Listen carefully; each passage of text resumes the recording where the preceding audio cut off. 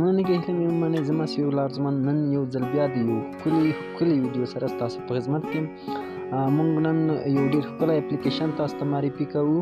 نو دغه اپلیکیشن چې د مطالعې دپاره یا د الکترونیکي کتابونو د مطالعې لپاره زیات کارول کېږي، نو ډېرې ښې خوبیایي لري. کوشش به وکړو تر څو پورې دغو مثبتو او ښو اړخونو ته یې زر په عجلې سره یوه لنډه کتنه وکړو. نو مخکې له دې نه چې ویډیو پیل کړو، که چېرته تاسو نوي زموږ چینل ته راغلي وئ نو زموږ چینل درسره سبسکرایب کړئ. پیل کوو یې. پاکس ریډر شاید نوم یې موردلی وي او کارولی هم دي، خو په دو کې چې کوم پټ رازونه پراته دي اکثرا وخت موږ د هغو نه یو خبر. پاکس ریډر اصلا چې د الکترونیکي کتابونو د مطالعې لپاره کارول کېږي، چې په اوسني وخت کې الکترونیکي کتابونه نو ډېر زیات شوي دي او واقعیت یو ډېره مثبت نتیجې یې ورکړي. وګورئ دلته ریسنټ فایل کوم سکرین باندې چې ښکاري دا هغه کتابونه دي چې د مخکې ما یو ځل راخلاص کړي دي. نو کله چې تاسو په دې کې کتاب راخلاص کړئ، د دویم ځلې د راخلاصولو لپاره تاسو ضرورت نه لرئ چې د خپل حافظې ته لاړ شئ او هلته کتاب وګورئ. نو په اتوماتیک ډول سره دلته کولی شئ تاسو کتاب اډ کړئ او بیرته کولی شئ له منځه یوسئ یا هم له دغې لیست څخه ډیلیټ کړئ. کولی شئ په یو کلیک سره چې د کلیر کلیک دی ټول کوم ریسنټ فایلونه چې دي هغه له منځه یوسئ. نو ورځو وګورئ دلته کوم مهم شی نشته، خو صرف سکن کې مهم شی دی چې دغو د کتابو د سکن دپاره کارول کېږي. خو دو دپاره موږ یو بل اپلیکیشن لرو چې د دونه ډېر ښه دی. نو نه غواړم چې په دو باندې وخت ضایع کړو. راځو دننه یو کتاب پیل کوو چې موږ د مخکې څخه راخلاص کړی و. وګورئ ډاکومنټ. چېرته موږ اوس وغواړو چې یو کتاب راخلاص کړو، موږ مثلا په کې 55 باندې کلیک کړو. دا د موږ کتاب دی. په دو کې موږ کولی شو د پاکس ریډر د طریقه کوم کارونه وکړو. سمه ده، غواړم په نوبت سره یې وکړم. وګورئ موږ که چېرته 2 کتابونه راخلاص کړي وي، مثلا زه غواړم چې دا کتاب او یو بل کتاب مثلا دغه کتاب راخلاصومه. وګورئ دلته شماره 2 شوله، یعنې موږ کولی شو په یو وار څو کتابونه په مطالعه کړو. نو دا یوه مهمه نکته وه. بل موږ کولی شو چې دغه صفحې وګورو. سمه ده چې په هره صفحه باندې موږ کلیک وکړو، په عجلې سره موږ کولی شو هغو صفحې ته لاسرسی وکړو. تر ټولو نه مهمه چې دا هغه مارک کول د صفحې دي. ما اوس 54 صفحه مارک کړله. که زه چېرته دلته په صفحو کې وګورم نو مارک به ماته وروست معلوم شي. سمه ده، وګورئ دغه کومه صفحه چې تاسو ګورئ دا مارک شوې صفحه ده چې موږ د مخکې څخه مارک کړله. سمه ده. نو یوه ښه خوبایي هم دغه کیدای شي چې په کومو کتابو کې ډېرې مهمې نکتې دي یا د یادولو نکتې دي، هغه موږ کولی شو د مارک د طریقه هغه په نښه کړو. خو نورې طریقې هم لري. موږ کولی شو په یوه ډیجیټل کتاب کې دننه چې څو صفحې 500 صفحې کتاب وي په هغو کې موږ سرچ وکړو. خو ډیجیټل کتاب، سکن شوی کتاب نه چې موږ یې د کتاب څخه سکن کړو د ځینو برنامو په ذریعه باندې.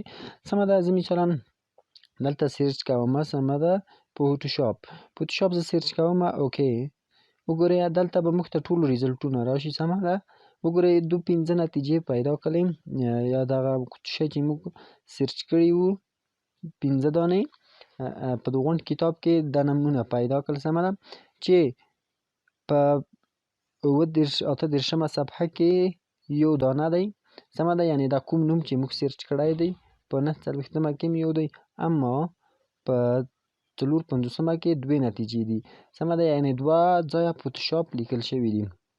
وګورئ که زه چېرته په دې باندې کلیک وکړم د هغه نتیجه چې ده، نو دلته به موږ ته په واضح ډول هغه هایلایټ کړي چې په دغه صفحه کې موږ سرچ کړي وو او موږ وکولی چې هغه پیدا کړو. سمه ده، همداسې وګورئ موږ نور ځینې مهم اپشنونه دلته هم لرو، خو لومړی غواړم چې دغلته کوم تشریح ده هغه وکړم. سمه ده، موږ وګورئ مخکې موږ یو صفحه مارک کړله، غواړم اوس دا صفحه مارک کړم. سمه ده، وګورئ که چېرته زه اوس درته مارک لیست ته راشم یا دغه بوک مارکس کونه چې څومره موږ دلته انتخاب کړي. مثلا دا یو ډېر لوی کتاب دی، زه مطالعه کوم، خو په دوی کې ځینې نکتې ډېرې مهمې دي چې هغه په صفحو کې شتون لري او هغه ما په نښه کړي دي. نو زه اوچت راځمه، هغه کتابونه یا هغه صفحې چې د مخکې څخه موږ مارک کړي وي دلته شمېر ښودل شوی دی چې 40مه، 50مه، 53مه او 54مه صفحې دي چې موږ مارک کړي دي. سمه ده. نو په آوټلاین کې موږ تر اوسه کار نه دی کړی، کومنټ کې هم نه دی کړی. نو کومنټ او دغه نور مسایل چې دي دا به په دوی پسې را روان وي. سمه ده. وګورئ، موږ کولی شو چې د خپل د کوم کتاب چې ورقې اړول کېږي د هغو سیټینګ تنظیم کړو. سمه ده. یعنې موږ کولی شو چې یوه صفحه یې په دې ډول واړوو. موږ کولی شو چې په مسلسل ډول سره د دغو صفحې تغییر ورکړو یا هم هغه چې راځي. نو مختلف نور سیټینګونه هم لري، نه غواړم چې په هغو کې موږ خپل وخت ضایع کړو. وګورئ، دلته موږ کولی شو کومنټ ورکړو. د مثال په ډول سره زه غواړم دغو نقطې ته کومنټ ورکړم. نو دلته زه ورته اوچت ورکومه، مثلا ډاونلوډ لینکس او هر نوټ چې تاسو وغواړئ یو ته یې کولی شئ. اوکې، وګورئ دلته اوچت د یو کومنټ کوم آیکن چې دی دلته وکارول شو. سمه ده. نو موږ کولی شو چې بیا کومنټونه لکه د تیر په شان باندې دلته په ګورو. سمه ده. وګورئ چې څومره کومنټونه موږ کړي موږ کولی شو دلته یې پیدا کړو. سمه ده. وګورئ کولی شو لینک ورکړو د یو بل فایل سره. اوکې، یو بل فایل یا یو بل کتاب چې وي کولی شو موږ هغو ته لینک ورکړو. صرف په دو باندې به موږ کلیک نیولی وي تر هغې پورې چې تر څو دغه صفحه موږ ته راوړي. سمه ده. موږ کولی شو په دو کې لیکنه ولیکو، یو زیاتونه کې وکړو. مثلا یو لیکنه زه کې کومه دغه لیکنه ده. سمه ده. وګورئ کولی شم زه په دو کې کتاب کې چې هر ډول کتاب وي په هغو کې د خپلې خوښې یو لیکنه ور اضافه کړو. همداسې کولی شو په یو چوکاټ کې ورکړو یا یو کومنټ په ذریعه باندې ورکړو. بل مهم آپشن چې دلته دی موږ کولی شو په دو کې کوم مهمې نقطې چې دي هغه هم موږ دلته هایلایټ کړو. وګورئ موږ دلته دغه کوم آیکن چې وه دا موږ کلیک کړی دی، یعنې اوس د کار کړلو په حالت کې دی. وګوره دغه کوم آیکن چې دی. سمه ده. کلوز کوم یې. نو اوس که چېرته موږ په هره نقطه باندې کلیک وکړو او کش یې کړو نو هغه ځای موږ ته هایلایټ کېږي، اما صرف هغه نقطې چې هلته ډیجیټلي خط شتون ولري. وګورئ نشو کولی چې موږ دغه نقطه یعنې بیرون د دو خط نه هغه ځای هم هایلایټ کړو. هایلایټ موږ ته څه شته په درد خوري کله چې موږ په یو کتاب کې مهمې نقطې په ګوته کې وو یا په نښه کې وو نو موږ کولی شو د هایلایټ څخه استفاده وکړو.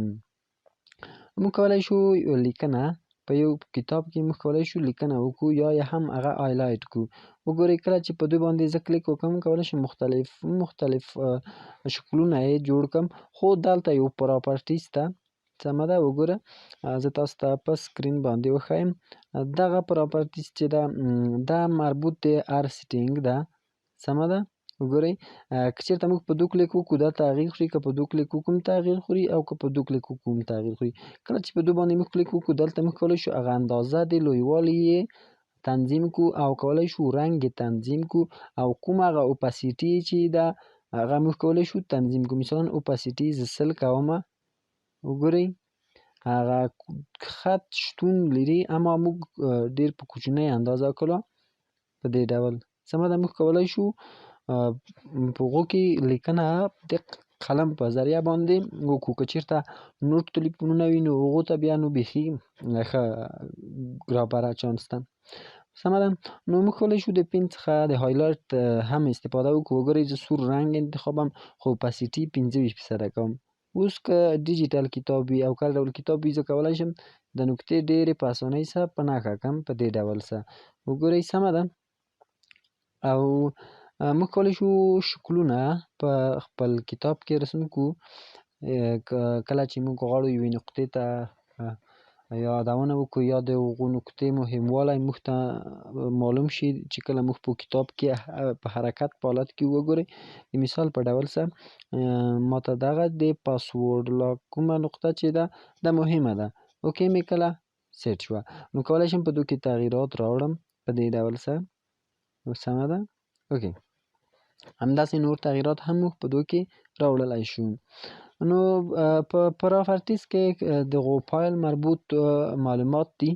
دا پی ډي اف فایل دی چې 55 صفحې دی او همداسې نور معلومات دي ورسره که چېرته دغو پی ډي اف فایل سره هغه معلومات ثبت شوي وي. موږ کولی شو خپل پی ډي اف فایل ته پاسورډ ورکړو او کولی شو یو بل فایل ته یې کنورټ کړو یا یو بل فایل دو ته کنورټ کړو ټاکنګ او د دوی یو بله خوبي څه شی ده، سمه ده چې تر اوسه پورې ما یاده وتلې وه. که چېرته موږ یو کتاب په هره صفحه کې وي، موږ کولی شو 1000 کتابه هم په یو وار کې راخلاص کړو. کتابونه مختلف کتابونه موږ کولی شو چې په یو وار په هغو کې راخلاص کړو او استفاده ترې وکړو. د مثال په ډول سره ما دغه کتاب تر مثالا تر 101 صفحې پورې مطالعه کړو او غواړم اوس نو زه له دغه اپلیکیشن څخه په مکمل ډول سره ووځم. نو کله چې زه دغه اپلیکیشن ته راشم، خپل کتاب که دغه 55 وي او که هغه آموزش وي په مغو صفحه کې بیرته راخلاصي، چې تر ټولو مهمه نکته هم دغه وه. نو دا وه د موږ د نننۍ کومه معرفي د اپلیکیشن چې وه.